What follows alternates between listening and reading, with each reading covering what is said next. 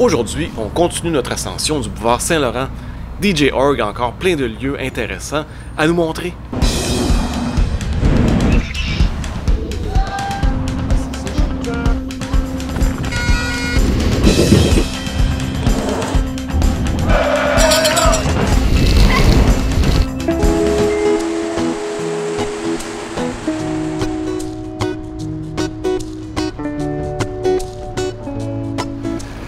Alors, on est présentement sur le coin de la rue Saint-Laurent et la rue Mont-Royal, un coin dont on a déjà parlé dans notre capsule sur le Myland. On vous invite à aller la visionner, ça va être un complément d'information. Mais sinon, reprenons les grandes lignes. Donc ici, en 1810, sur le coin de la rue, il y a l'auberge, le bâtiment qu'on voit derrière moi, c'est le site où il y avait l'auberge du Myland, une auberge qui était comme un peu le début de la campagne dans le nord de la ville. Cette auberge-là, elle va durer une centaine d'années environ, parce qu'en 1902, elle va être détruite au début pour l'élargissement du boulevard. Mais en fait, une fois qu'il est détruit, le terrain est à vendre, un acheteur l'achète. Ils construisent le premier magasin à rayon de cette ampleur-là dans le nord de la ville. Ça va être le Mont-Royal Department Store vers 1906. Un gros magasin qui va avoir beaucoup de succès, qui va attirer tous les gens, évidemment, du village Saint-Louis, mais tout le nord de la ville, toute cette partie-là. Aujourd'hui, malheureusement, le bâtiment a perdu de ses beaux allures, mais bref, ça explique pourquoi c'était un coin de rue important à l'époque.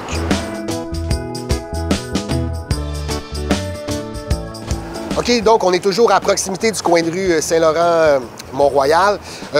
Les unités industrielles qu'on voit derrière moi, c'est intéressant quand même, on va en parler. Donc en 1906, au même moment de l'ouverture du Mont-Royal Department Store, tu as un certain P.G. Démétré.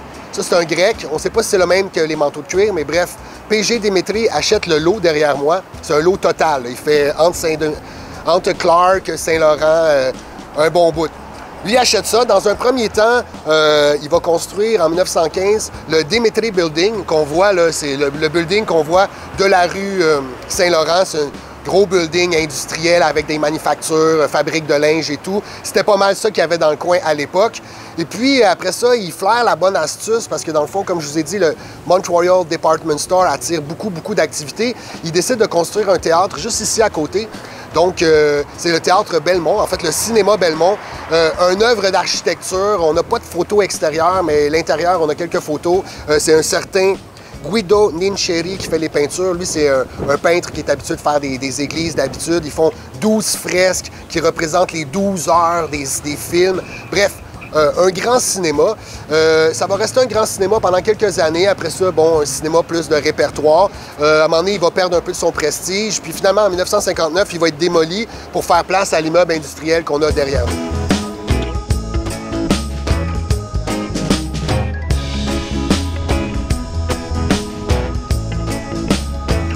OK, on est toujours à un jet de roche du coin de rue Saint-Laurent-Mont-Royal. Je suis devant le Provigo. Il faut savoir qu'avant que ce soit le Provigo, ça a déjà été l'Arena Mont-Royal. Donc, c'est pas rien. En 1919, toujours à cause du hype du cinéma Belmont puis du Mont-Royal Department Store, on décide de construire juste ici un Arena. Donc, capacité 6000 places, quand même, c'est une bonne capacité. Il faut savoir que de 1924 à 1926, le Canadien de Montréal va jouer ici en alternance avec le Forum sur la rue Sainte-Catherine, qui venait juste d'être bâti. Finalement, après 2 ans, ils vont décider de rester au Forum, mais tout de même. Après ça, il va y avoir des combats de boxe, des concerts, des assemblées politiques, plein de petits événements qui vont faire que ça va garder sa vocation un peu culturelle. Par exemple, en 1930, ça va juste devenir des industries puis des commerces. Le 23 février 2000, il va y avoir un incendie, ça va passer au feu. C'est quand même un très gros site. Puis finalement, ça va être l'Oblast qui va ouvrir pour finalement devenir un Provigo.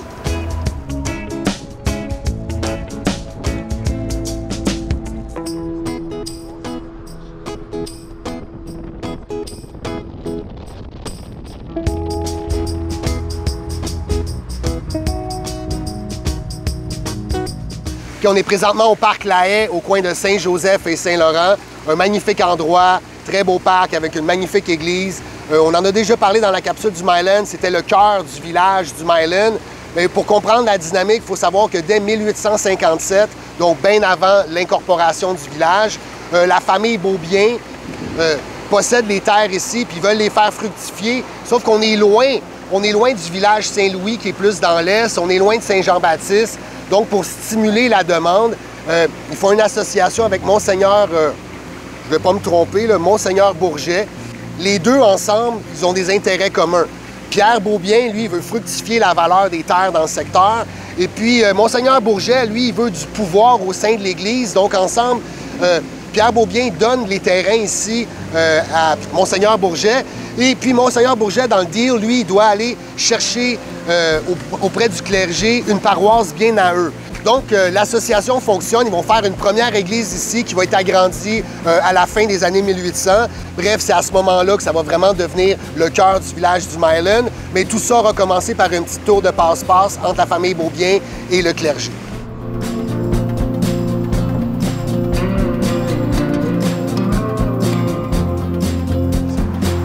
Alors, on est présentement au coin de la rue Saint-Viateur et Saint-Laurent, devant l'édifice de Ubisoft, que je pense que la plupart des gens connaissent aujourd'hui. Il a été construit au début du siècle sur une ancienne carrière qui appartenait à la famille Beaubien. Décidément, quand je vous dis qu'il possédait le coin, c'est pas des blagues. Monsieur Peck construit une manufacture de vêtements qui emploie 300 personnes. Pourquoi ici, dans le fond, bien, la municipalité du Myland, pour attirer des industries, donnait des congés de taxes. Donc, Monsieur Peck a eu le droit à un congé de taxes de 20 ans. C'est pas rien quand même. Donc, il fait sa manufacture, il a grandi au fil du temps, à un moment donné, il vend, c'est d'autres gens. Beaucoup d'employés issus de l'Europe de l'Est, des Juifs, des Italiens. Donc, ça confirme un peu que le quartier de la rue Saint-Laurent, c'était tout le temps été les nouveaux arrivants. Jusque dans les années 90, ça va rester des manufactures de vêtements. Par contre, par après, ça va tout être délocalisé. Ça va surtout devenir des lofts multimédia. Moi, je suis allé à l'école du show business dans les années 90 et il donnait un cours ici. Puis après ça, Ubisoft est arrivé dans ces années-là. Au début, ils prenaient comme un local ou deux. Il y avait comme seulement une cinquantaine d'employés. Aujourd'hui, il faut savoir qu'Ubisoft possède la totalité du building. C'est leur siège social nord-américain. Ils ont 4500 employés à Montréal, ce qui en fait la plus grosse concentration de créateurs de jeux vidéo au monde.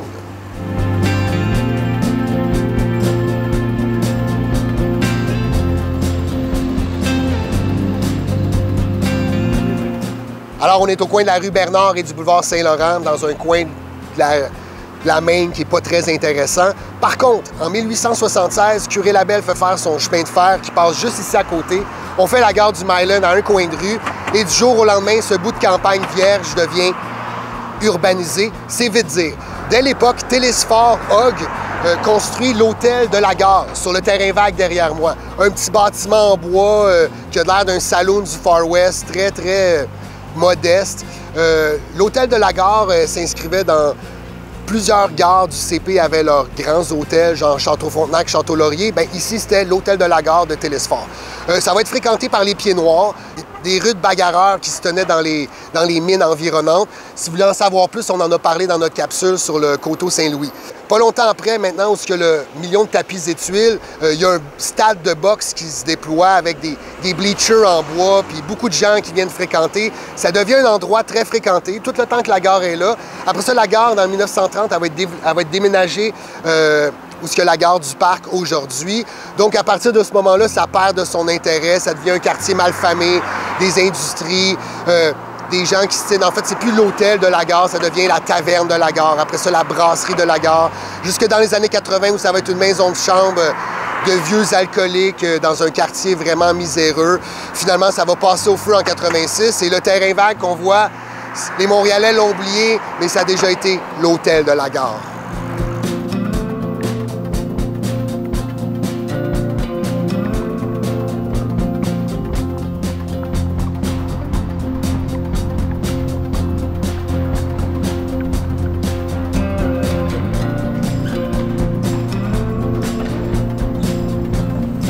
Alors, on est présentement dans le viaduc du boulevard Saint-Laurent et sous le CP et le viaduc Van Horn. Un coin pas très charmant aujourd'hui, qui a perdu ses allures de campagne, mais quand ça a été développé vers 1908, la rue Saint-Laurent, elle continuait, il n'y avait pas de viaduc, il n'y avait pas de dénivellation, elle passait par-dessus les voies ferrées comme dans un village.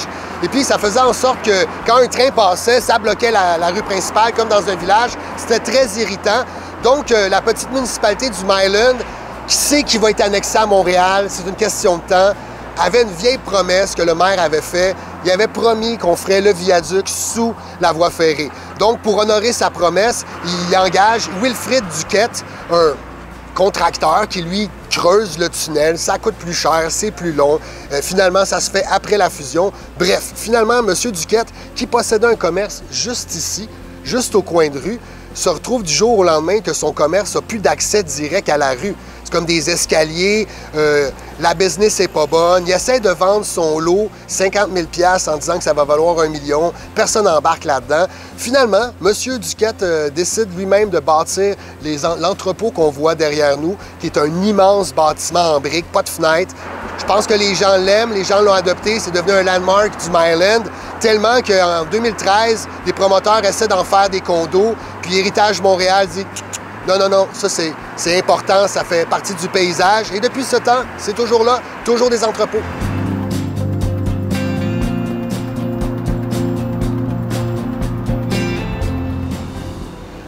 Donc, on est présentement sur la rue Saint-Laurent, toujours au coin de la rue Saint-Zotique, presque au cœur de la Petite Italie. En fait, on est devant le parc de la Petite Italie. Et derrière moi, on a l'église Saint-Jean-de-la-Croix, qui était restée une église jusqu'au tournant des années 2000, qui était l'église de la paroisse des gens du quartier. Puis ce qui est intéressant, en fait, ce qui est digne de mention, c'est qu'au tournant des années 2000, la firme d'architectes Rachel Julien achète le bâtiment et le convertit en 70 unités de condos de très bon goût. Je ne suis pas un amateur de condos dans la vie, mais je trouve que ça, c'est une belle intégration. On a gardé le bâtiment, on a su conserver un bon équilibre entre l'ancien et le nouveau. Et puis, ça fait en sorte que le bâtiment est là pour encore plusieurs dizaines d'années, qui reste quand même un icône du quartier et de la Maine.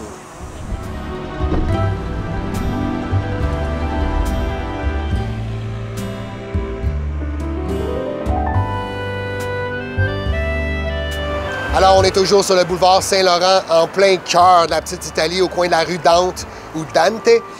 Alors, je pense que c'est connu de la plupart des gens d'entre vous ici. Le secteur, écoute, il est particulier à cause de tous ces petits commerces uniques qui existent seulement ici à Montréal. On peut en évoquer quelques-uns. Café d'Italia, derrière moi, qui est comme un classique pour les gens qui tripent sur le café. Le marché Jean Talon, qui est juste ici à côté. Les épices Anatole, pour ne nommer que ceux-là. Ici, il y a aussi la quincaillerie Dante, à un coin de rue ici, qu'on a déjà entendu parler beaucoup. Mais surtout, je voulais vous parler de l'épicerie Milano. Donc, dans les années 50, Vincenzo Zorrini ouvre sa petite épicerie, juste ici où est l'épicerie Milano aujourd'hui. À l'époque, c'est un local, c'est 15 pieds de large. C'est typique des immigrants de l'époque qui venaient sur la Maine, hein, ils s'ouvrent un petit commerce. Lui, sa particularité, il voulait offrir des produits importés d'Italie. À l'époque, en 1950, c'est le premier à offrir des produits importés, donc ça a beaucoup de succès. D'année en année, il a grandi, il achète le commerce à côté, il a grandi, il a grandi. C'est une entreprise familiale, ça va se poursuivre comme ça pendant des années jusqu'à aujourd'hui. Aujourd'hui, il possède jusqu'à 12 fois son petit 15 pieds. C'est devenu une institution. Ils vendent des fruits, des légumes, des charcuteries, du fromage, mais aussi des affaires de cuisine. En fait, c'est un incontournable pour les gens qui aiment la bonne nourriture. C'est une entreprise familiale toujours aujourd'hui. Ils ont 90 employés. Puis, c'est un exemple des entreprises prospères familiales qui restent sur la rue Saint-Laurent toujours aujourd'hui. Alors voilà ce qui complète la troisième partie de ce reportage sur le boulevard Saint-Laurent. Va-t-il en avoir une quatrième? Ben, je pense que c'est à vous de me le dire. Si cette vidéo a plus de 5000 vues en une semaine, on va peut-être y penser. Là-dessus, n'oubliez pas votre pouce en l'air et on se revoit très bientôt. Donc, je suis vraiment en ce moment déconcentré par monsieur qui fait du skate. Bravo, c'est hot. Wow! Je te filmerai. On recommence à être trop hot, man.